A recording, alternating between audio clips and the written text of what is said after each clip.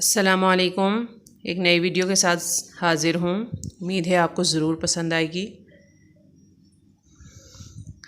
فقط اہل عرب اس منقلب دنیا میں ایسے تھے کہ روز اولی سے آج تک ویسے کے ویسے تھے۔ یہ ملک ایسا تھا حاصل ان کو آزادی کی نعمت تھی، قبیلے آپ خود مختار تھے، اپنی حکومت تھی۔ عرب پر کوئی آ کر حملہ آور ہو نہ سکتا تھا، کوئی فاتح بری نیت سے اس جانب نہ تکتا تھا، کوئی لشکر ہوا بھولے سے اس کی فتح پر مائل، تو صحرائے عرب ہوتا تھا اس کی راہ میں حائل۔ ہوئے جب حملہ آور لوگ اس پر مر گئے پیاسے، یہ خطہ رہ گیا اوجھل نگاہ اہل دنیا سے۔ بڑی اولاد اسماعیل میں عدنان کی شوکت، عرب کو آل اسماعیل سے حاصل ہوئی قوت۔ یہودی قوم پر دنیا میں جب کوئی بلا آئی، تو اس نے آل اسماعیل کے گھر میں امان پائی۔ خدا کے نام پر اب تک یہودی اور عدنانی، خدا کے نام پر اب تک یہودی اور عدنانی ادا کرتے تھے مکہ پر رسوم حج و قربانی۔ مگر ہونے لگے جب قلب مائل بت پرستی پر، بنی جرہم نے قبضہ کر لیا مکے کی بستی پر۔ مگر پھر آل اسماعیل قابض ہو گئی اس پر، عرب میں تھی یہ طاقتور بفضل حضرت داور۔ کیا حملہ یمن کے لشکروں نے اہل مکہ پر، غرض یہ تھی کہ اپنے گھر میں لے جائیں خدا کا گھر۔ یمن میں ان دنوں حسان نامی ایک حاکم تھا، اسے مکے کی رونق دیکھ کر دل میں خیال آیا، کسی صورت سے توڑوں آل اسماعیل کی شوکت، اسی کعبے کے دم سے ان کی دنیا بھر میں ہے عزت۔ اگر کعبہ گرا دوں اس کے پتھر ساتھ لے جاؤں، یمن میں ان سے کعبہ ایک نیا تعمیر کرواؤں۔ یہ ہو جائے تو پھر سب لوگ میری سمت آئیں گے، کریں گے عاجزی نظریں نیازیں ساتھ لائیں گے۔ اس سوچا اور چڑھ دوڑا یمن کی فوج کو لے کر، یہ سوچا اور چڑھ دوڑا یمن کی فوج کو لے کر، کیا آ کر اچانک اس نے حملہ شہر مکہ پر۔ یہاں پر خادم کعبہ کنانہ کا گھرانہ تھا، اسی میں فہر بن مالک تھا جو مرد یگانہ تھا۔ یمن والوں کی یورش دیکھ کر غصے سے تھرایا، کیا کنبہ اکٹھا اور مکہ سے نکل آیا۔ مقابل ڈٹ گیا یہ شیر لاتعداد فوجوں کے، چٹانوں کی طرح روکے تھپیڑے تند موجوں کے۔ شکست فاش دی اس نے یمن والوں کے لشکر کو، تعاقب کر کے قبضے میں کیا لشکر کے افسر کو۔ یہ ایسی فتح تھی جس سے قریش اس کا لقب ٹھہرا، یہی نامی قبیلہ بن گیا فخر عرب ٹھہرا۔ قریش اہل عرب میں نام ہے اس ویل مچھلی کا، سمندر میں کوئی ثانی نہیں جس کی بڑائی کا۔ قریش اولاد اسماعیل میں تھے سب سے طاقتور، یہی کعبے کے خادم تھے، یہی تھے شہر کے افسر۔ قصی ابن کلاب ان میں بہت ہی شان والا تھا، بڑا زیرک، بڑا تاجر، بڑا سامان والا تھا۔ ہوا عبد مناف اس کا پسر ہاشم، پسر تھی اور بھی سردار تھا سب کا مگر ہاشم۔ پسر ہاشم کا عبد المطلب سردار مکہ تھا، یہی تھا خادم کعبہ، یہی مختار مکہ تھا۔ مگر اس خدمت کعبہ کے معنی اور ہی کچھ تھے، یہ فرزندان اسماعیل یعنی اور ہی کچھ تھے۔ الگ تھے ساری دنیا سے مگر یہ لوگ خوش دل تھے، انہیں آزادیوں کے زندگی کے عیش حاصل تھے۔ مگر آزادیوں نے ان کو کھویا دین و دنیا سے، ہوئے گمراہ یہ برگشتہ ہو کر حق تعالی سے۔ کیا اخلاف نے اسلاف کے اوصاف کو زائل، رہے حق چھوڑ کر سب بت پرستی پر ہوئے مائل۔ شجاعت تھی مگر اس کا ہدف اپنے ہی بائی تھے، یہ سب ایک دوسرے کو ذبح کرنے میں قصائی تھے۔ فصاحت کا تھا استعمال ہجو اور خود ستائی میں، نظر میں کوئی جچتا ہی نہ تھا ساری خدائی میں۔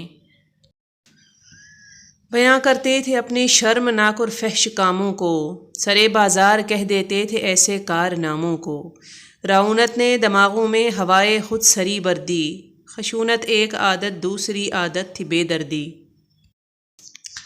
عرب اولاد اسماعیل سے معمور تھا سارا، گناہوں کی جہالت کے نشے میں چور تھا سارا، جو صحرائی تھے قتل و رہزنی میں خوب ماہر تھے، نشان بربریت ان کے چہروں ہی سے ظاہر تھے۔ ترقی اور تمدن کی ہوا ان تک نہ آتی تھی، کوئی مرکز نہ تھا خانہ بدوشی ان کو بھاتی تھی۔ بہادر تھے مگر سب کے سب آپس میں لڑتے تھے، قبیلوں میں ہزاروں مار کے ہر سال پڑتے تھے۔ جو شہری تھے وہ فن و پیش و حرفت سے عاری تھے، مگر مکر و دغا بازی میں پورے کاروباری تھے۔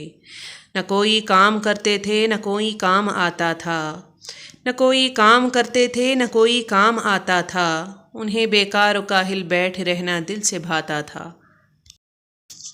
یہ جائز جانتے تھے مال کھا جانا یتیموں کا، لٹانا دعوتوں میں مال شیوا تھا کریموں کا۔ پدر فرزند کی بیواؤں کا حق چھین لیتے تھے، پدر فرزند کی بیواؤں کا حق چھین لیتے تھے، پسر اپنی سگی ماؤں کا حق چھین لیتے تھے۔ کوئی معیار ہی باقی نہ تھا شرم و شرافت کا، کہ رتبہ بھیڑ بکری سے بھی کم تھا ایک عورت کا۔ زنا و فحش کاری سے بڑی ان کو ارادت تھی، زنا و فحش کاری سے بڑی ان کو ارادت تھی، شرابی پی کے ننگے ناچنے کی عام عادت تھی۔ شرافت کو ڈبو دیتے تھے جب عورت پہ مرتے تھے، شرافت کو ڈبو دیتے تھے جب عورت پہ مرتے تھے، کہ جس عورت پہ مرتے تھے اسے بدنام کرتے تھے۔ زناکاری کی ترغیبیں سرے بازار دیتے تھے، زناکاری کی ترغیبیں سرے بازار دیتے تھے، یا اپنی بیویوں تک کو جوئے میں ہار دیتے تھے، یا اپنی بیٹیوں کو سانپ سے بدتر سمجھتے تھے، یا ان کے قتل کو عزت کا ایک جوہر سمجھتے تھے، یا اپنی بیٹیوں کو سانپ سے بدتر سمجھتے تھے، یا ان کے قتل کو عزت کا ایک جوہر سمجھتے تھے۔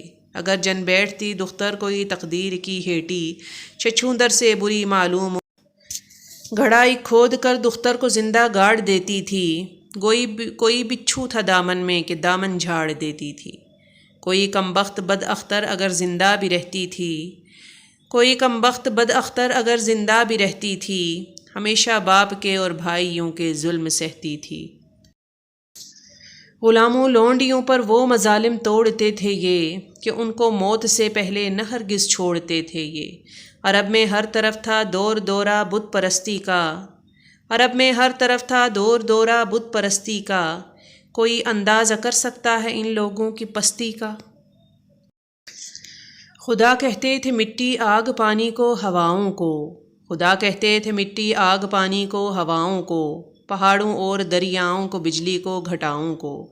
زمیں پر خاک پتھر اور شجر معبود تھے ان کے، زمیں پر خاک پتھر اور شجر معبود تھے ان کے، فلک پر انجم و شمس و قمر معبود تھے ان کے۔ مرادیں مانگتے تھے ہر وجود بے حقیقت سے، نہ تھا محروم کوئی جز خدا ان کی عبادت سے۔ وہ کعبہ جو خدائے واحد و قہار کا گھر تھا، وہ کعبہ جو خدائے واحد و قہار کا گھر تھا، وہ کعبہ جو خدائے مالک و مختار کا گھر تھا۔ وہی کعبہ جسے پیغمبروں کی سجدہ گاہ کہیے، وہی کعبہ جسے تقدیس کا نور نگاہ کہیے۔ وہ کعبہ جو خدا کے بت شکن بندوں کا معبد تھا، وہ کعبہ جو خدا کے بت شکن بندوں کا معبد تھا، جسے پاکیزہ رکھنا فطرت انسان کا مقصد تھا۔ اسی کعبے کو یاروں نے صنم خانہ بنا ڈالا، اسی کعبے کو یاروں نے صنم خانہ بنا ڈالا، دلوں سے ظالموں نے نقش وحدت کا مٹا ڈالا۔ نہ سوجھا کوئی فرق ان کو خدا میں اور پتھر میں، کہ رکھے 360 بت اللہ کے گھر میں۔ عرب میں جس قدر انسان تھے ان سے سوا بت تھے، عرب میں جس قدر انسان تھے ان سے سوا بت تھے۔ یہ خلقت تھی خدا کی اور خلقت کے خدا بت تھے۔ جدا ایک خدا تھا ہر قبیلے ہر گھرانے کا، کوئی بت فتح پانے کا کوئی بت بھاگ جانے کا۔ اگر آپ کو میری ویڈیو پسند آ رہی ہے تو پلیز اس کو لائک اور سبسکرائب کرنا نہ بھولیں۔ شکریہ۔